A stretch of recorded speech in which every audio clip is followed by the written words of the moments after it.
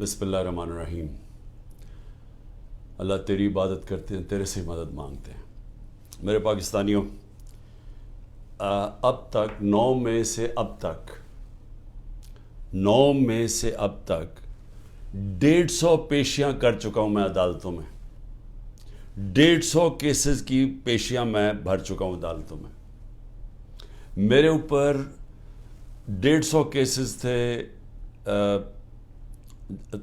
145 cases تھے 9 مئی سے پہلے، اب وہ تقریباً 165 پہ پہنچ گئے ہیں، اور وہ جو نئے کیسز ہر روز آ رہے ہیں، تو یہ بڑی جلدی میں 200 کیسز میں پہنچ جاؤں گا، ڈبل سینچری ہو جائے گی میری۔ اور صرف گھر سے نکلتا ہوں، عدالتوں میں پیشی کر کے پھر گھر واپس آتا ہوں۔ میں یہ آج آپ کے سامنے یہ چیزیں کیوں رکھ رہا ہوں؟ اس لیے نہیں کہ مجھے یہ کوئی کیسز کی وجہ سے میں کوئی کمزور پڑ رہا ہوں یا میں کوئی گھبرا رہا ہوں۔ یہ میں تیار ہوں ہر چیز کے لیے، کہ جب بھی مجھے پتا تھا کہ یہ مافیا کا میں مقابلہ کروں گا۔ مافیا کا مطلب یہ کہ یہ وہ لوگ ہیں، یہ چھوٹا سا طبقہ ہے، یہ ملک کے وسائل کے اوپر کنٹرول کر کے بیٹھا ہوا ہے، یہ آپس میں ملے ہوئے ہیں۔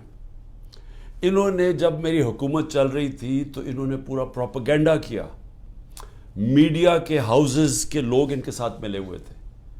اب وہ ذرا دور دیکھ لیں، کیونکہ اللہ الحق ہے، وہ تو اب اکنامک سروے جو کہ ہر سال معیشت کے اوپر ایک سروے پبلش ہوتا ہے، اکنامک سروے آف پاکستان، اس کے اندر واضح لکھا ہوا ہے کہ ہمارا دور کدھر سے شروع ہوا، کیا حالات تھے ہمارے، سب سے بڑا بیرونی خسارہ، اس کے بعد کرونا کے 2 سال آ گئے، ساری دنیا میں تباہی مچی اس کی، اس سب میں سے نکل کے یعنی آخری 2 سال میں جو ہماری حکومت کی پرفارمنس تھی، وہ اس ملک کی تاریخ میں 2-3 دفعہ ہی ہوئی ہے، اور وہ جب ہوئی ہے تو اس وقت ڈالرز آ رہے تھے امریکہ کے، کیونکہ ہم امریکہ کی مدد کر رہے تھے، یا وہ ایوب خان کے دور میں سیٹو سینٹو، یا پھر ضیاء الحق کے دور میں جو افغان جہاد تھی، اور یا پھر وار آن ٹیرر جو مشرف کے دور میں تھی۔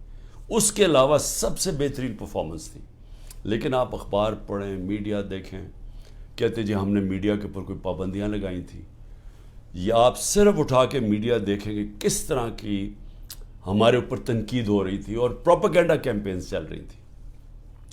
اور اب آج کل کے میڈیا پہ آ جائیں کہ پوری طرح میڈیا کا منہ بند کیا ہوا ہے، عمران خان کا نام نہیں لے سکتے، سوائے کہ اس کے خلاف اس کی کردار کشی کی کیمپین ہو، اس کے علاوہ عمران خان کا کوئی پازیٹیو نام نہیں لے سکتے۔ اور وہ سارے بڑے بڑے جو جہاد کرنے والے تھے آزادی رائے میں، وہ سب چپ کر کے بیٹھے ہوئے ہیں اور اس کا حصہ بنے ہوئے ہیں۔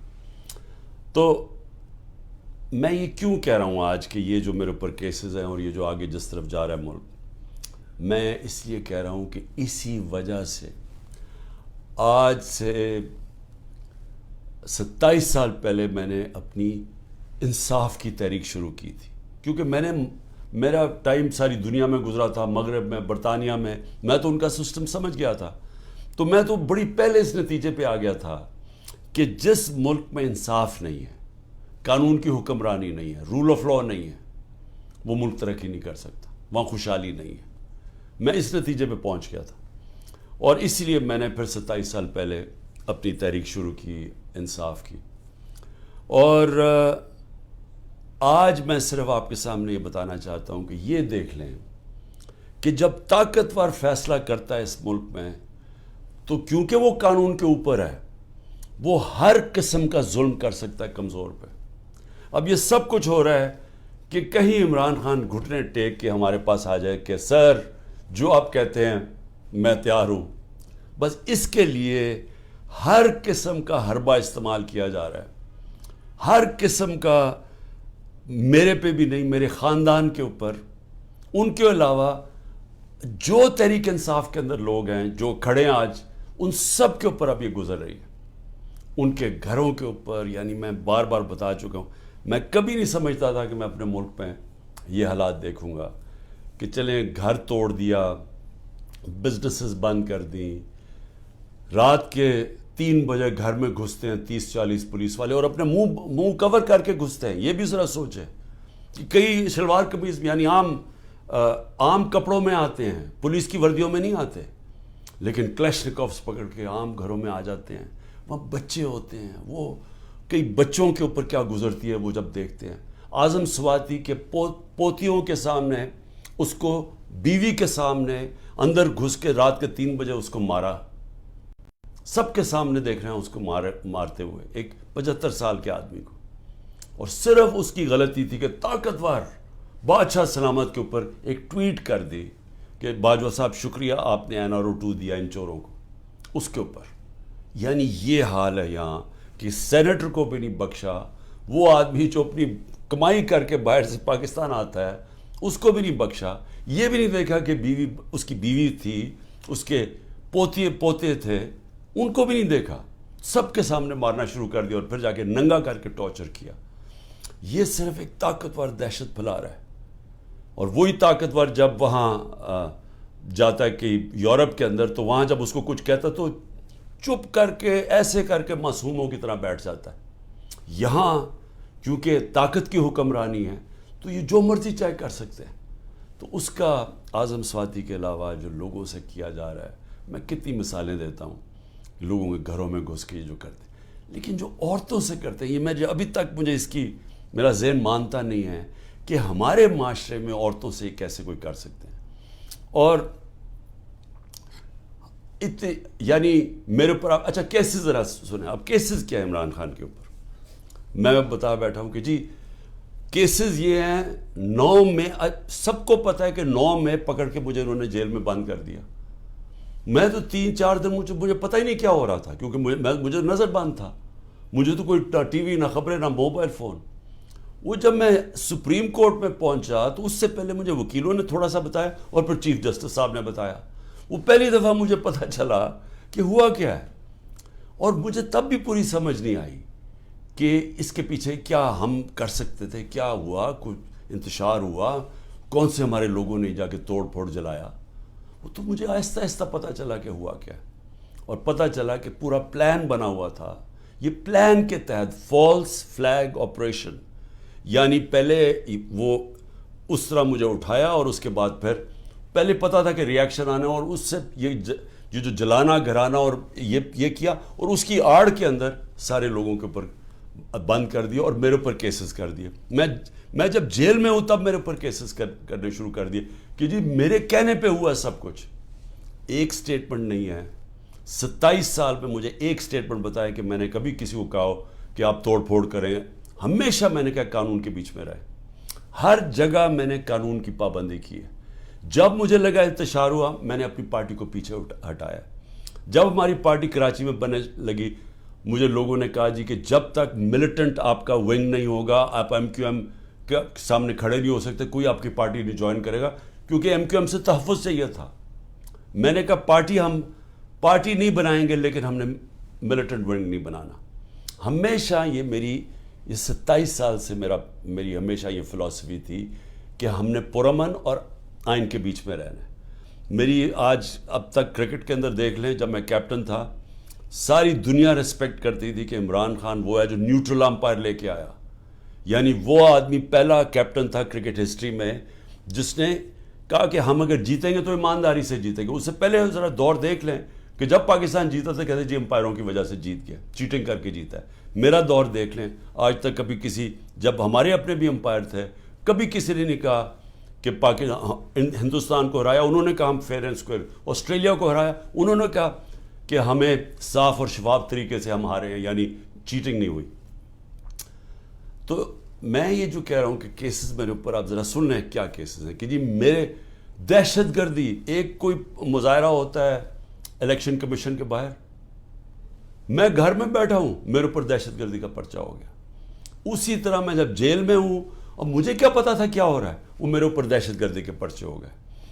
میری یہ جو کیس ہے میرے اوپر القادر کا، یہ کیس کیا ہے؟ کیس یہ ہے کہ کیبنٹ ایک فیصلہ کرتی ہے اور وہ یہ کہتے ہیں کہ جی مجھے ذاتی فائدہ ہوا. ذاتی فائدہ کیا ہوا؟ القادر یونیورسٹی. القادر یونیورسٹی تو 7 مہینے پہلے شروع ہو گیا تھا کام اس پہ، وہ تو مکمل بھی پہلے ہو گئی تھی. تو مجھے کیسے اس کیبنٹ کے فیصلے سے فائدہ ہوا ہے، اور القادر یونیورسٹی سے مجھے کیسے فائدہ ہوا ذاتی طور پہ؟ یعنی شوکت خانم 9 ارب روپیہ اکٹھا کرتا ہے ہر سال، مجھے ذاتی طور پہ کیا فائدہ ہے؟ وہ تو ٹرسٹ ہے۔ اور اسی طرح کبھی کسی نے یہ نہیں پوچھا کہ جو انگلینڈ کے اندر جو این سی اے کی ڈیل تھی ملک ریاض کی، جو 190 ملین پاؤنڈ آیا تھا یہاں ملک ریاض کا، کسی نے نہیں پوچھا کہ اس کے اندر سے 18 ارب تو اس نے دیا تھا حسن نواز کو اس کا گھر خریدنے کے لیے۔ 18 ارب روپے کا گھر خریدا ہے ون ہائیڈ پارک لنڈن کے اندر۔ پوچھا کسی نے کہ اس کے پاس پیسہ کدھر سے آیا؟ کبھی کسی نے پوچھا ہے کہ یہ جو ان کے 4 مہنگے مے فیئر میں اپارٹمنٹ ہیں جس کا انکشاف پینما کے جو دنیا میں انکشاف ہوا تھا، انٹرنیشنل انکشاف پینما کا، کبھی پوچھا ہے آج تک ان کے پاس پیسہ کدھر سے ہے؟ کبھی کہتے جی قطری خط دے دیا کہ جی وہ قطری کے شہزادے کے باپ نے اور ان کے میاں نواز شریف کے باپ نے کوئی فیصلہ کیا تو دونوں مر گئے، تو پتہ ہی نہیں کہ پیسہ کدھر سے آیا۔ پھر کبھی وہ کلیبری فونٹ آ گئی کہ ایک فراڈ کانٹریکٹ دکھا دیا، وہ اس فونٹ کے اندر لکھا ہوا جو اس وقت ایجاد ہی نہیں ہوئی تھی، وہ اس سے اگلے سال آئی تھی، وہ جھوٹ پکڑا گیا مریم نواز کا، وہ کوئی اس کے اوپر کیس نہیں ہے۔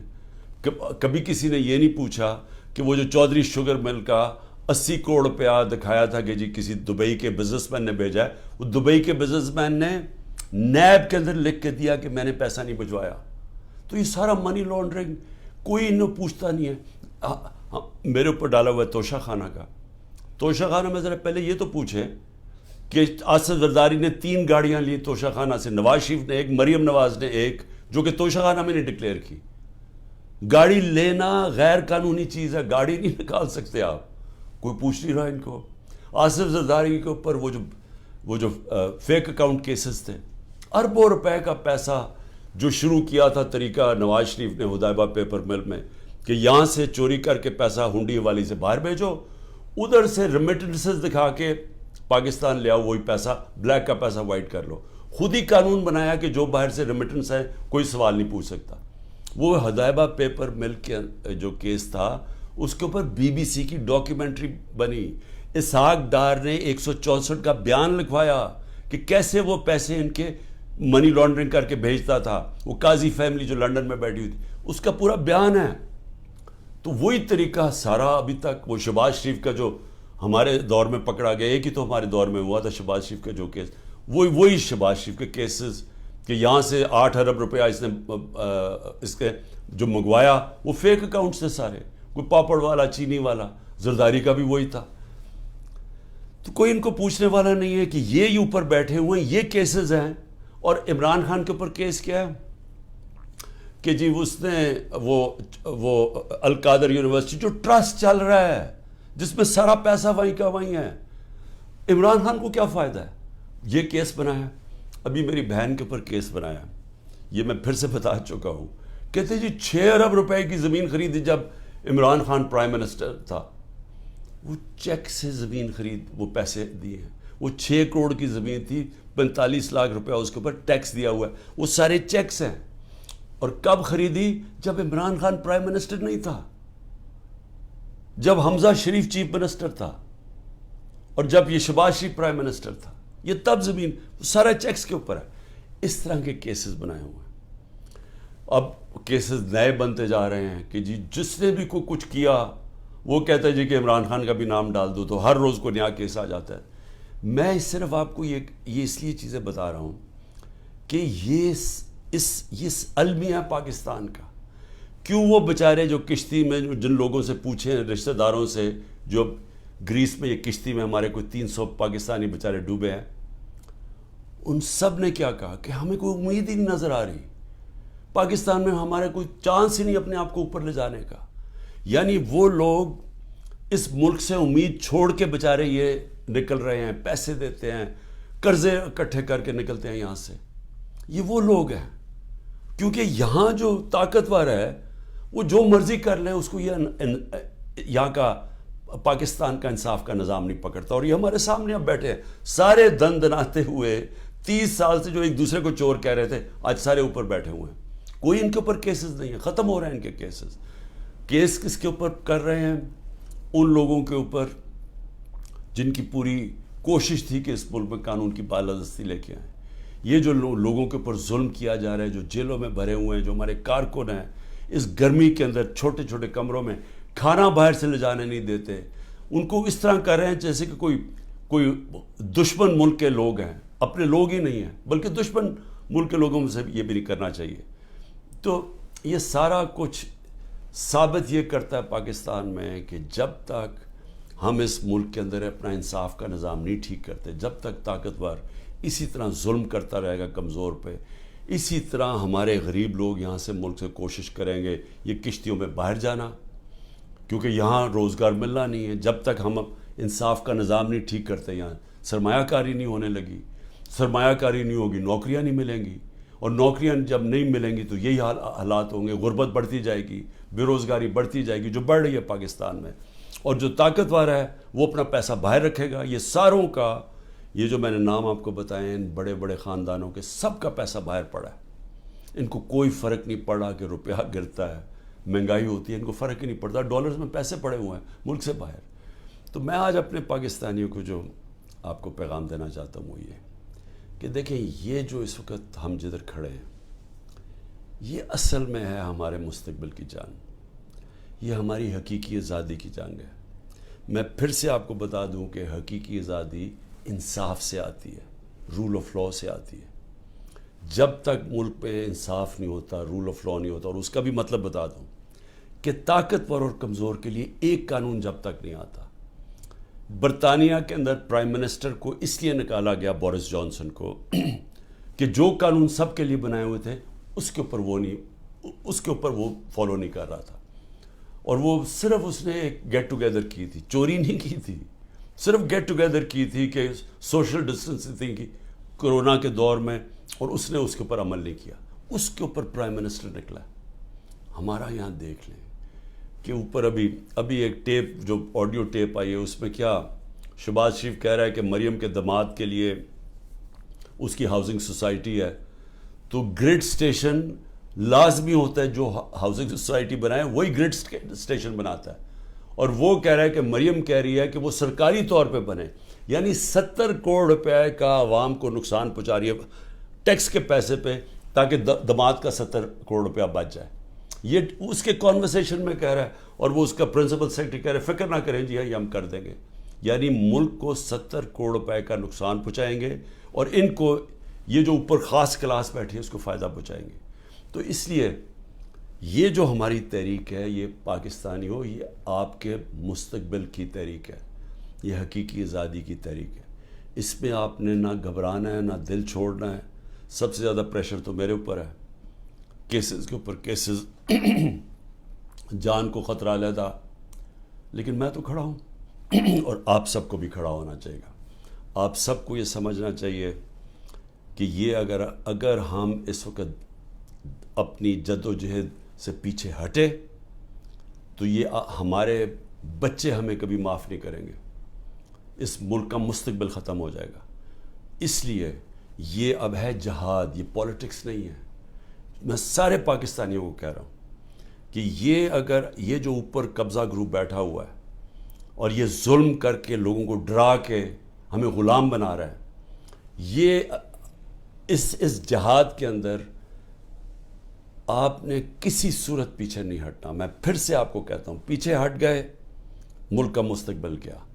وہ جو بڑی خواب تھی پاکستان, جو ہمارے لیڈر قائد اعظم, جنہوں نے, جو کانسٹیٹیوشنلسٹ تھے, جو کہ قانون کی حکمرانی پہ چلنے والے تھے, جو آزادی کی جب وہ بات کرتے تھے تو وہ کوئی کمپرومائز نہیں کرتے تھے آزادی کے اوپر. خوددار انسان تھے. یہ غلام ہندوستان میں ایک آزاد انسان تھا جس کے ضمیر کی کوئی قیمت نہیں تھی, جس کے مخالف بھی ان کی عزت کرتے تھے. اور علامہ اقبال, جو کئی صدیوں میں ایسا ذہن مسلمان دنیا میں نہیں آیا جو علامہ اقبال کا تھا, جو انہوں نے تصور دیا تھا کہ ہم نے مدینہ کی ریاست کے اصولوں پہ ایک عظیم قوم کھڑی کرنی ہے, اور پھر بتایا کہ کیوں ایک زمانے میں ہم نے دنیا کی امامت کی, اور شکوہ اور جواب شکوہ میں بتایا کہ کیوں ہمارا اب زوال ہے. آج ہم ادھر ہی کھڑے ہیں. ہمیں وہی علامہ اقبال کی جو ان کی شاعری تھی, ہمیں اس کے اوپر ایک ایک شعر کے اندر کہ ہمیں انہوں نے پورا فلسفہ دیا ہوا ہے کہ آزاد قومی کی صرف پرواز ہے، صرف آزاد لوگ ہی اقبال کے شاہین بن سکتے ہیں، غلاموں کا کوئی مستقبل نہیں ہے۔ پاکستان زندہ باد۔